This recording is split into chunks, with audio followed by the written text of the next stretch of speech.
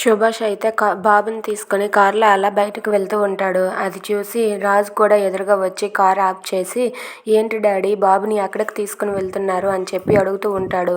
ఇదంతా కూడా కావ్య అయితే చాటుగా వాళ్ళిద్దరి మాటలను వింటూ ఉంటుంది. ఇంతలో సుభాష్ అయితే రాజు అన్న మాటలకు, బాబుని నేను బయటకు తీసుకుని వెళ్తున్నాను, నువ్వు ఇంట్లో నుండి వెళ్ళిపోవలసినంత అవసరం ఏంటి, నువ్వు ఇంట్లో నుండి వెళ్ళడానికి వీల్లేదు, అందుకే ఈ బాబుని ఎక్కడికి చేర్చాలో అక్కడికే చేర్చడానికి తీసుకుని వెళ్తున్నానని చెప్పి అంటాడు. అది విన్న రాజు అయితే, ఏంటి డాడీ ఏం మాట్లాడుతున్నారు, నేను నిజం బయట పెట్టవలసి వస్తుందనే కదా ఈ ఈ బాబుని తీసుకుని బయటకు వచ్చేసాను అని చెప్పి అంటాడు. అది విన్న కావ్య అయితే ఒక్కసారిగా షాక్ అవుతుంది. అసలు దీని వెనక ఉన్న రహస్యం ఏంటి, మామయ్య గారు నిజం బయట పెడతాను అంటున్నారేంటి, మామయ్య గారికి బాబుకి ఏంటి సంబంధం, బాబు గురించి మామయ్య గారికి తెలుసా అని చెప్పి కావ్య అయితే ఆలోచిస్తూ ఉంటుంది.